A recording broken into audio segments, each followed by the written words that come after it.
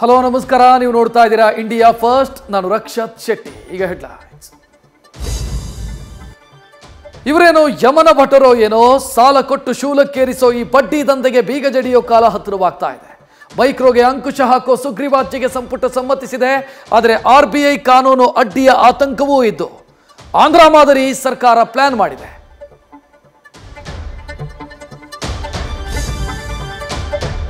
ಏನಾದರೂ ಆಗಲಿ, ಕಾಯ್ದೆ ಬರೋ ಹೊತ್ತಿಗೆ ಸಾಧ್ಯವಾದಷ್ಟು ಸಾಲ ಜಿಗುಟೋ ಕಾರ್ಯಕ್ಕೆ ಫೈನಾನ್ಸ್ಗಳು ಮುಂದಾಗಿದೆ.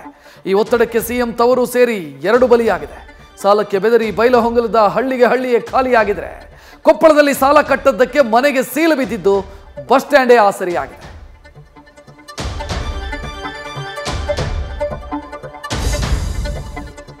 ರಾಜ್ಯದಲ್ಲಿ ಹಾಟ್ ಟಾಪಿಕ್ಗಳಿಗೆ ಕೊರತೆ ಇದೆಯಾ? ಸರ್ಕಾರದ ವಿರುದ್ಧ ಒಗ್ಗಟ್ಟಿನ ಹೋರಾಟ ಮಾಡಬೇಕಿದ್ದ ಬಿಜೆಪಿ ಅಂತರ್ಯುದ್ಧದಲ್ಲಿ ಬೆಂಡಾಗಿದೆ. ನಿನ್ನೆ ಸುಧಾಕರ್ ಸಾರಿದ ಸಮರಕ್ಕೆ ವಿಜಯೇಂದ್ರ ತಿರುಗೇಟು ಕೊಟ್ರೆ, ತಾಕತ್ತಿದ್ರೆ ಪಕ್ಷ ಬಿಟ್ಟು ಎಲೆಕ್ಷನ್ಗೆ ಬಾ ಅಂತ ಯಲಹಂಕ ವಿಶ್ವನಾಥ್ ಸವಾಲ್ ಹಾಕಿದ್ದಾರೆ.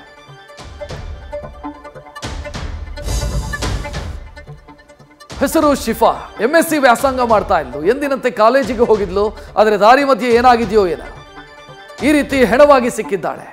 ಲವ್ ಬ್ರೇಕಪ್ ಮಾಡಿದ್ದಕ್ಕೆ ಕತ್ತು ಕೊಯ್ದ ಪ್ರೇಮಿ ಪೊಲೀಸರಿಗೆ ಶರಣಾಗಿದ್ದಾನೆ. ಈ ಘಟನೆಯಿಂದ ರಾಯಚೂರಿನ ಸಿಂಧನೂರು ಬೆಚ್ಚಿಬಿದ್ದಿದೆ.